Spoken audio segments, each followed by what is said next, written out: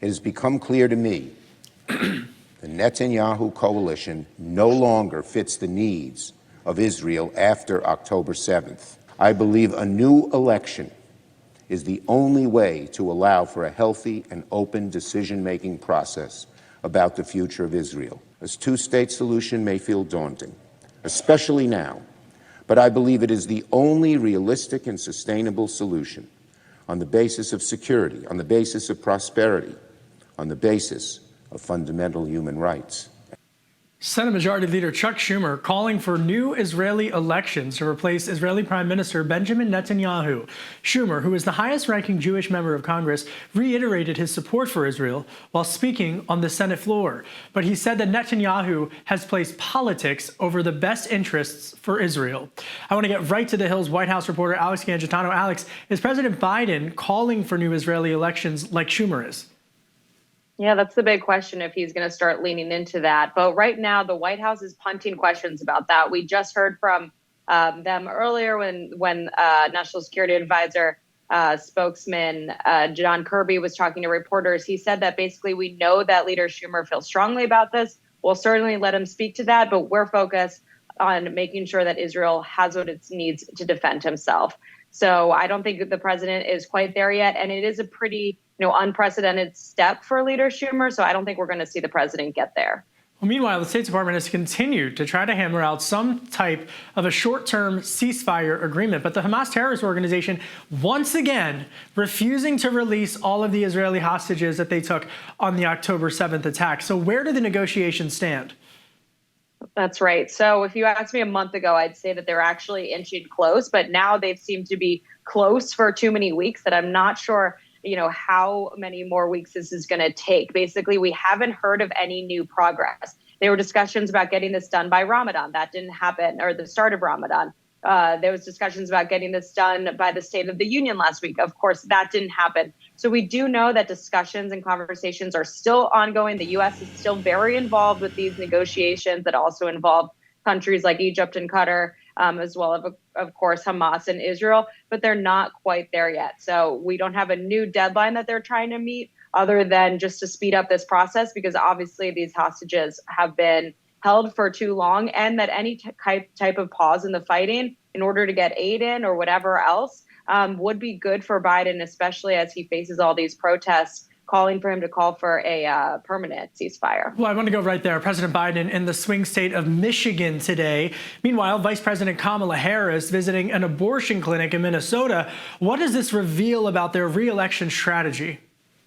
Yeah, so when I'm looking at this re-election strategy, it looks like the president is focused right now on rebuilding the coalition that got him the White House in 2020. Obviously, that includes key states, Michigan, Wisconsin, Pennsylvania, and it also includes important blue strongholds, Minnesota, California, New York, where we're seeing Colorado, where we saw Vice President Harris earlier this week. So I think the focus on Michigan is obviously important for the union vote. That's something that the president needs to get back. He's not meeting with Muslim or Arab American leaders there. They have a big Arab American population, but their strategy on that has been to let officials talk to leaders there instead of the president. But I'm sure we will see protests today as he's visiting there. The Minnesota visit from Vice President Harris is definitely notable, considering it shows that they're so focused on reproductive rights issues and recreating what they were able to do in 2022. When Democrats had a much better than expected results in the election after Roe v. Wade was overturned by the Supreme Court. So I think we're going to see her continuing to lean in on these pro-choice issues. Meanwhile, we're going to see the president just focusing on rebuilding this group that he so desperately needs to come back and vote for him in November. I've got some breaking news, a new poll out from Emerson as well as The Hill in Pennsylvania, another battleground state. Trump leading there, according to The Hill Pennsylvania poll, 47% to Biden's 43%. Meanwhile, in Pennsylvania, President Biden has come out against the sale of U.S. steel to Japan's Nippon Steel. Will this policy help him politically in the battleground working class state? He's definitely banking on it to help him out. Pennsylvania, the president continues kind of a second home to him, or considers that a second home to him, to his Delaware home right next door. Losing Pennsylvania would be a huge blow to him. But as you mentioned, the president gave a major nod to unions when he pushed back against the potential sale of this U.S. steel to the Japanese company, because that sale raised alarms among Pennsylvania lawmakers, steel workers, because it could threaten union workers' jobs. So I think we're going to see the president continue to lean into situations like this, that he's pro-union. He's the president for labor workers, and he's going to do whatever he can to make sure that he preserves those jobs and he can get their support. Yeah, it's one of the clear divides between Main Street and Wall Street. Wall Street loves that potential sale. Main Street, the steel workers, obviously not, specifically in Pennsylvania. In addition to that, this is a state that Trump was able to win for the first time. A Republican has won that state since 1988. He won it against Hillary Clinton in 2016. Biden taking it back in 2020. The importance of that state for both the Trump and Biden campaigns cannot be understated in the Keystone State. Back to Congress now. House Speaker Mike Johnson has signaled to the Senate that they can anticipate the House to pass a Ukraine aid package in the coming weeks. But that's going to look significantly different than the Senate's $95 billion plan. Is time running out for a foreign aid bill? Yeah, according to the White House, time was running out since before the new year on a foreign aid bill. But the pressure is definitely on for Johnson. We heard from Senate Republican leader Mitch McConnell, who pressed Johnson earlier today to take up the Senate-passed national security package, which includes $60 billion for Ukraine. Johnson has not, and now has said that he wants to go in a different direction. But McConnell has expressed concerns that could take weeks or even months to come up with some sort of alternative proposal. What we're hearing from Johnson so far is that a proposal could be centered on setting up a loan or lend-lease program and seizing on the Russian assets to pay for that have been seized in order to pay for Ukrainian forces. So this is all, ideas that he has. But McConnell, the White House, other leaders have said that time's running out and something needs to be done. And they've, again, like I mentioned, been pushing him for months to do something. So I think the pressure is really on for him to hurry up here.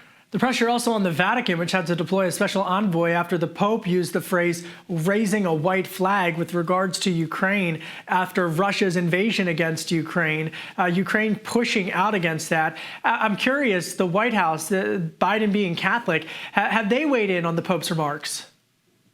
Yeah, it's a good question. We haven't seen anything out of the White House yet on the Pope's remarks. Of course, the president is the second Catholic president in U.S. history. He's met with the Pope one-on-one since he's been president, has, what seems like a good relationship with him. But I think on an issue like this, with the stakes so high for his leadership, he's going to avoid weighing in on this because the president wants to come across as, the pro-Ukraine, fighting against Russian aggression president, and he wants that as a major part of his legacy. So I think he's going to try to not focus too much on the Vatican's remarks and focus on getting this U.S. bill passed and get some more arms to them. Yeah, really shocking comments coming from the Vatican with regards to that, what arguably is a major gaffe from the Vatican. Meanwhile, back here in the U.S., the ByteDance divestment bill that could eventually lead to the potential banning of TikTok because of the Chinese Communist Party's running the app behind the scenes. It's now going to the Senate. Is it going to pass?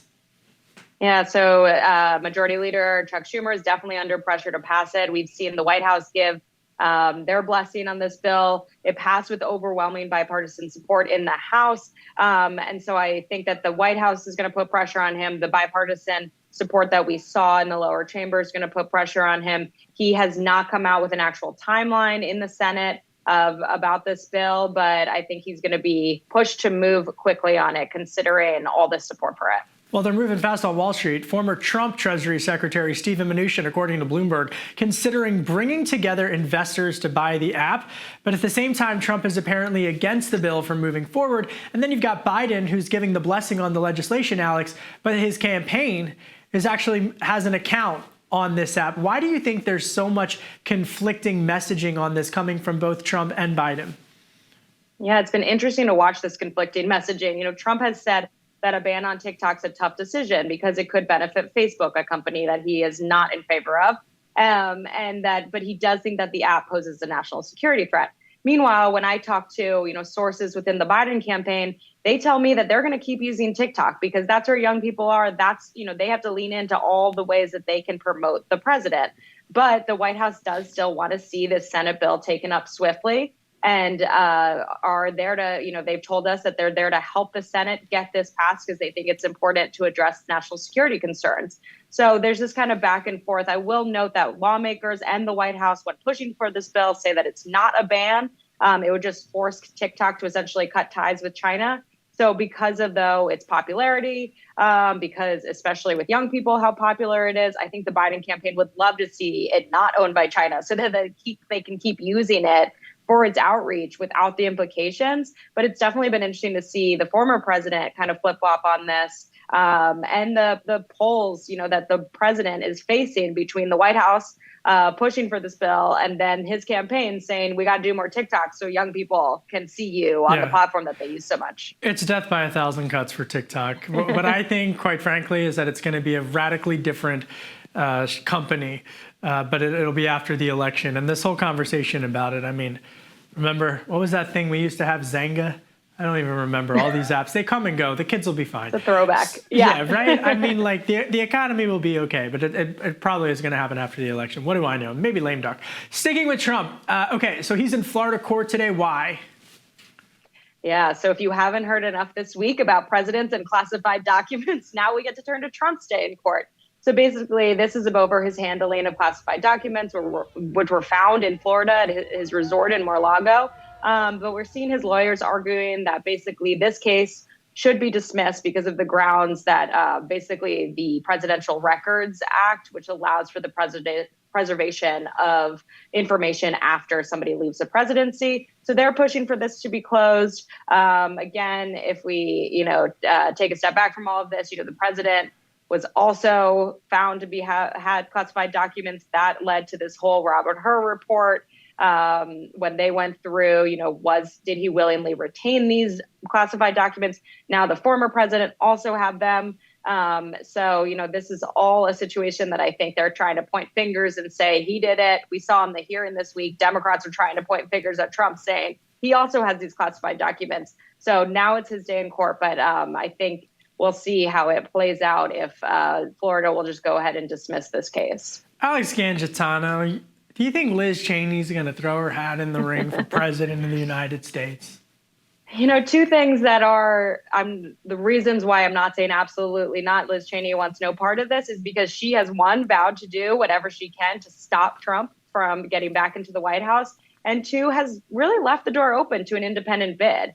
She also launched a political action committee after Nikki Haley dropped out of the race against Trump. So these are all signs that kind of show that she could be readying or could be feeling out how people feel about her being president. So we'll have to see what Liz Cheney does, but I'm definitely not ruling her out. Neither am I. Alex Gangitano, the Hill's White House reporter, breaking down all of the headlines, debriefing us on all of the headlines. Thank you, Alex Gangitano. Great reporting as always. Thanks, Kevin.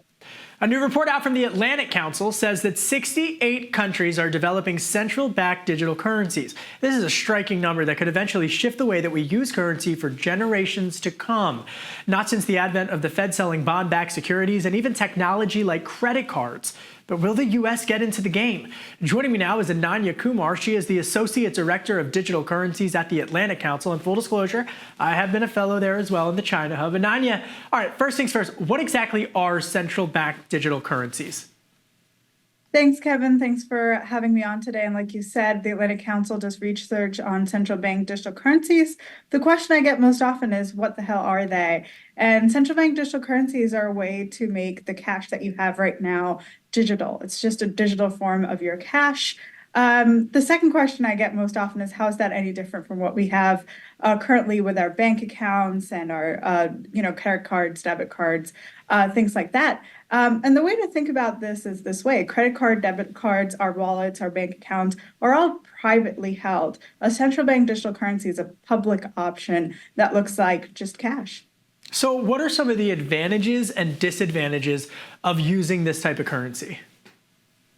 Right. So let's start with the disadvantages. I think one of the biggest disadvantages is that you're going to have to figure out an infrastructure and a new kind of technology that works for everyone. That comes with a lot of challenges around privacy and surveillance and cybersecurity, things like that. You also don't want people to be able to, do some sort of bank runs like like that happened last year with the Silicon Valley Bank, because digitization has really increased the probability and the ability for people to do that. So there's a lot of systemic risks that CBDCs carry that need to be designed for and can be designed for, actually. Some of the biggest advantages are, think about the way that we get paid stimuluses during COVID outbreak or any other kind of stimulus, really. The way that it works right now is completely outdated. Our checks come, they clear in about 6 weeks. Imagine if we could do that almost instantly. So a CBDC could be faster. In many ways, we've also seen it be cheaper and a lot safer option for other people. One of the biggest other advantages I think about is financial inclusion. It really could help the underserved communities in the United States and in the other countries that we're tracking. So let me follow up on that. Specifically, something that a lot of folks don't recognize is that a lot of underserved communities don't have access to basic financial services. What did your study and your research find specifically about the number of Americans who lack access to something as like a checking account, even in terms of your research? Right. So as you know, in order to just create a checking account, you need money. And think about someone who isn't that liquid, does not make that much money. It's really hard to have a bank account that way and to keep it up and keep it maintained over time. So what we see is there's about 5% of Americans that are outside of our banking system currently. So that means they do not have any kind of a bank account or a credit card or a debit card. What we also see is that there's some nuance to that number. About 1/5 to 1/4 of Americans do not have a robust relationship to their bank. What that means is that they do not get credit, they do not get loans, they depend entirely on cash. They either do not trust banks or do not have access to it. That's a huge number that we need to be including when we build out any kind of product in any kind of financial rail. So did your research find that digitizing this system could help be more financially inclusive to these underserved communities? Yeah, so we look at about 134 countries around the world. This includes emerging market countries where infrastructure is even less developed than the United States. And some examples we think about quite often are Brazil and India, which have in the last few years completely digitized their financial services and included up to 100 million people. So that's a huge number that these countries have been trying to include into their financial system to make sure that they have access to the same services that you and I do. I mean, I was reading the report, and folks go online and read it. I was reading the report, and it looks like the U.S. is dragging their feet on this. I mean, they're not at the forefront. If the pace continues to slow down for the U.S., are we at risk of losing the influence of the U.S. dollar? Sure. So what we find in our research is that the US's peer banks, we're thinking about banks in Europe, the Bank of Japan, the Bank of England, are a lot further ahead in their exploration of a CBDC in particular. They're also further ahead when it comes to developing other kinds of fast payments networks. There's a concern here that the dollar's dominance really doesn't come from its technology. It comes from the fact that people trust in it. They trust in U.S. institutions. But technologically, the U.S. is falling behind, and other countries are creating efficiencies in their own currencies that will undercut the dollar in some way. It's fascinating research. Thank you to the Atlantic Council's Ananya Kumar. Thanks, Ananya. Thank you. Elon Musk is mad at me. There's a whole lot that went down, and I'm going to tell you about in the coming days. What did we talk about? Why is he so upset? Does he even have a reason to be upset? Don Lemon's partnership with X turns sour. The former CNN anchor has set his sights on Elon Musk after Musk canceled the Don Lemon Show following a sit-down interview. Don has now announced that he is going to launch the show himself on YouTube and all the other platforms. But whether or not this is just a setup to get more eyeballs on the new show, or Elon Musk really hated the questions that much, all I got to say is my popcorn is out. I was eating it before the show, and I will continue to eat it and follow this development. Federal Reserve Chairman Jay Powell says climate change is hurting Americans where it hurts, their wallets. Powell testified to Congress earlier that insurance costs are up across the board. For renters and homeowners insurance, the main driver, Powell says, is climate-related problems like wildfires and rising sea levels. Some companies, he says, are even no longer insuring homes in some coastal areas as a result of climate change. He says those rising insurance prices are adding to overall inflation. That's it for today's Daily Debrief. My name is Kevin Cirilli. Be sure to like, share, and subscribe to The Hill's YouTube channel. And come back here soon for the intersection between politics and policy.